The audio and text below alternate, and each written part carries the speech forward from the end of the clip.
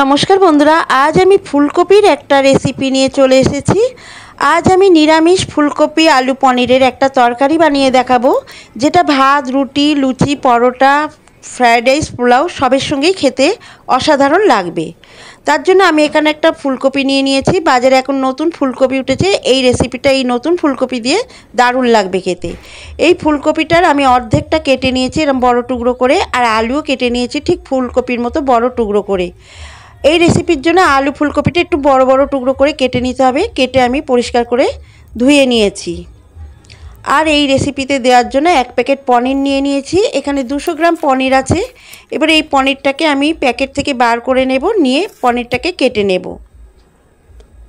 পনিরটাকে আমি প্যাকেট থেকে বার করে নিয়েছি। নিয়ে পনিরটাকে আমি একটু বড় সাইজ করে চৌকো চৌকো করে কেটে নেব, কিউব করে কেটে নেব। দেখুন, পনিরগুলোকে ঠিক ফুলকপি আলু যেমন বড় টুকরো করে কেটে নিয়েছি, পনিরগুলোকেও ঠিক একটু বড় টুকরো করে কেটে নিতে হবে এই রেসিপির জন্য। তবেই কিন্তু ভালো লাগবে এই রেসিপিটা। ফুলকপিগুলো বড় বড় টুকরো করে কেটে নেবেন। আর এই রেসিপিতে দেওয়ার জন্য একটা মশলার পেস্ট বানিয়ে নেব। তার জন্য একটা মিক্সিং জার নিয়ে নিয়েছি। মিক্সিং জারে আমি 1 ইঞ্চি মতো আদা কুচি নিয়ে নিলাম। আর নেব একটা বড় সাইজের টমেটো কুচি।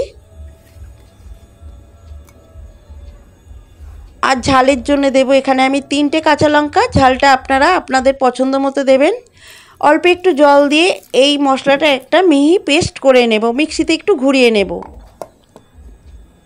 দেখুন, মশলাটার মিহি পেস্ট তৈরি করে নেওয়া হয়ে গেছে। মশলাটাকে ঠিক এইভাবে একটু মিহি পেস্ট করে নিতে হবে এই রেসিপিতে দেওয়ার জন্য। মশলাটাকে আমি এক সাইডে সরিয়ে রাখবো, রেখে আমি মূল রান্নায় চলে যাব। গ্যাসের উপর কড়াই বসিয়ে কড়াইতে খানিকটা পরিমাণে সর্ষের তেল গরম করতে দিয়ে দিয়েছি। তেলটাকে খুব ভালোভাবে গরম করে নিয়েছি। তেলটা গরম হয়ে গেলে কেটে রাখা পনিরের টুকরোগুলো দিয়ে দেব। পনিরের টুকরোগুলো দিয়ে গ্যাসের ফ্লেমটাকে মিডিয়ামে করে দিয়ে পনিরগুলোকে একটু ভেজে নেব, যতক্ষণ না পনিরটার গায়ে একটা বাদামি কালার চলে আসছে। খুব বেশি ভাজবো না পনিরটাকে, খুব বেশি পনির ভাজলে পনির শক্ত হয়ে যায়। তাই হালকা একটা কালার চলে এলেই পনিরটাকে তুলে রাখবো। দেখুন, পনিরটা আমার ভেজে নেওয়া হয়ে গেছে। এর থেকে বেশি আর ভাজবো না। এবার পনিরটাকে তুলে রেখে দেবো একটা পাত্রে। ওই তেলেই আমি ডুমো করে কেটে রাখা আলুগুলো দিয়ে দেবো। আলুগুলো আমি ভেজে নেব। আলুগুলোতে যখন একটা বাদামি কালার চলে আসবে, তখন আমি আলুগুলোকে তুলে রেখে দেব। আলুগুলোও ভেজে নেওয়া হয়ে গেছে। ওই তেলেই আমি ফুলকপিগুলোকেও ভেজে নেব। ফুলকপি ভাজার সময় গ্যাসের ফ্লেমটাকে মিডিয়ামে করে দেবেন, কারণ ফুলকপি যখনই তেলে ছাড়বেন তেলটা কিন্তু ছিটকে ছিটকে আসবে। তাই ফুলকপি ভাজতে হবে খুব সাবধানে। দেখুন, ফুলকপিগুলোও ভেজে নেওয়া হয়ে গেছে, তুলে রেখে দিলাম। ওই তেলে আরও 2 চামচ সর্ষের তেল আমি দিয়ে দিয়েছি। তেলটাকে গরম হয়ে গেলে আমি একটা দারচিনি স্টিক আর হাফ চা চামচ গোটা জিরে আর একটা তেজপাতা ছিঁড়ে ফোড়নের জন্য দিয়ে দিলাম। ফোড়নটাকে কয়েক সেকেন্ড একটু ভাজা ভাজা করে নিয়েছি। ফোড়নটা যখন ভাজা হয়ে গেছে, তখন যে টমেটো, আদা, কাঁচা লঙ্কার পেস্টটা করে রেখেছিলাম, সেই পেস্ট থেকে 2 চা চামচ টমেটো, আদা, কাঁচা লঙ্কার পেস্ট দিয়ে দিলাম। দিয়ে মশলাটাকে একটু কষিয়ে নেব। গ্যাসের ফ্লেমটাকে এই সময় একদম লোতে করে দিয়েছি। লোতে করে দিয়ে মশলাটাকে কষিয়ে নিতে হবে। মশলাটা খানিকক্ষণ কষিয়ে নেওয়ার পর এবার এখানে গুঁড়ো মশলাগুলো দিয়ে দেবো। হাফ চা চামচ হলুদ গুঁড়ো, হাফ চা চামচের থেকে একটু কম কাশ্মীরি লাল লঙ্কার গুঁড়ো। এটা সম্পূর্ণ তরকারি রঙের জন্য, আপনারা চাইলে দিতেও পারেন, নাও দিতে পারেন। আর স্বাদ মতো নুন। গুঁড়ো মশলাগুলো দিয়ে সমস্ত মশলা একটু কষিয়ে নেব। গ্যাসের ফ্লেমটাকে একদম লোতে রেখে মশলাগুলো কিন্তু কষাবেন। মশলাগুলো 3-4 মিনিট কষিয়ে নেওয়া হয়ে গেছে। এবারে মশলা কষানোর সময় দিয়ে দেবো সামান্য পরিমাণে একটু চিনি। যেহেতু নিরামিষ রেসিপি, একটু চিনি দিলে ভালো খেতে হয়। আর মশলা কষানোর সময় যদি চিনিটা দেন, তরকারির কালারটা কিন্তু অসাধারণ হবে, দারুণ হবে তরকারির কালারটা। তাই মশলা কষাবার সময় অল্প একটু সামান্য একটু চিনি দেবেন। মশলাটা দেখুন বেশ খানিক সময় ধরে কষিয়ে নেওয়া হয়ে গেছে। এবারে আমি একটা বাটি নিয়ে নিয়েছি। বাটিতে আমি নিয়ে নেব 2 চা চামচ টক দই। এবারে এই টক দইটাকে চামচের সাহায্যে একটু ফেটিয়ে নিতে হবে। ঠিক এইভাবে দেখুন আমি ফেটিয়ে নিয়েছি। টক দইটাকে একদম এইভাবে ফেটিয়ে নিতে হবে।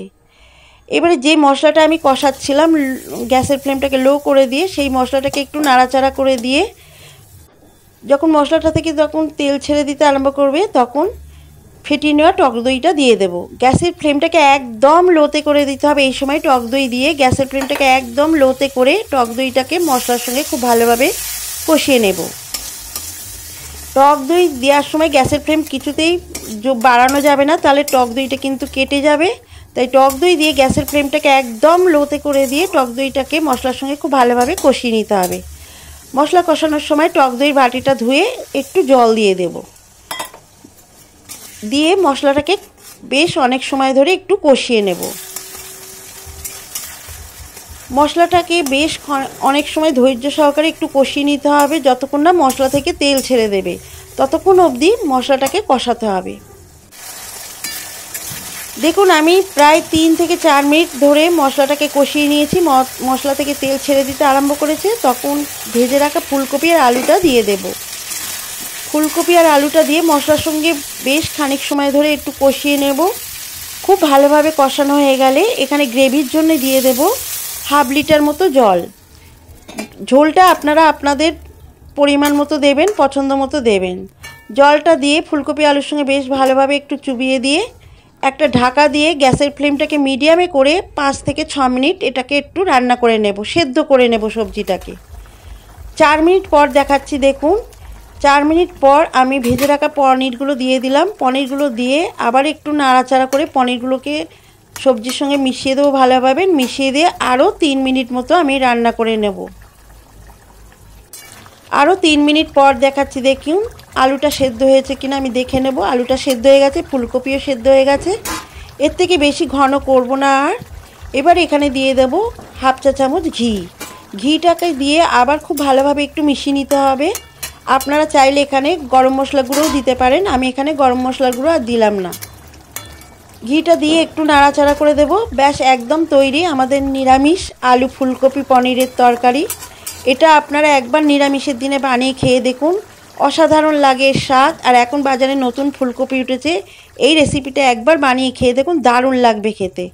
আমি গ্যাসটাকে অফ করে দিয়েছি। দেখুন কত সুন্দর তৈরি হয়ে গেছে, কত সুন্দর কালারটা হয়েছে, কত লোভনীয় দেখতে হয়েছে। দেখুন এটা দারুণ লাগে বন্ধুরা খেতে। রুটি দিয়েও যেমন ভালো লাগে, ভাত দিয়েও ভালো লাগে, পোলাও ফ্রাইড রাইস সবের সঙ্গে এই রেসিপিটা দারুণ লাগে। খুব খুব সুন্দর হয় খেতে।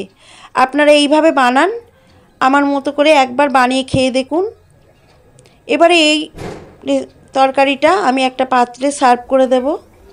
দেখুন আমি একটা পাত্রে সার্ভ করে দিয়েছি।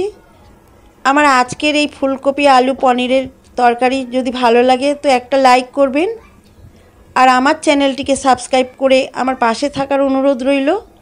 আপনারাও বাড়িতে এই রেসিপিটা বানান, সত্যি অসাধারণ লাগে। এখন বাজারে নতুন ফুলকপি উঠেছে, দারুণ লাগবে খেতে, খুব ভালো লাগবে। ফুলকপি আলু পনির দিয়ে এইভাবে একবার বানিয়ে দেখুন, ঠিক আমার মতো করে বানান, একটা অসাধারণ টেস্ট লাগবে।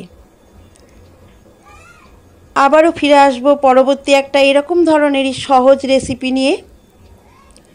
আর আপনারা বাড়িতে যদি বানান তো কমেন্টসে আমাকে লিখে জানাবেন খেয়ে, এই রেসিপিটা এইভাবে বানিয়ে খেয়ে আপনাদের কেমন লাগলো। আর সবাই ভালো থাকবেন, সুস্থ থাকবেন। আর আমার ভিডিওটি এতক্ষণ ধরে দেখার জন্য সবাইকে অসংখ্য অসংখ্য ধন্যবাদ।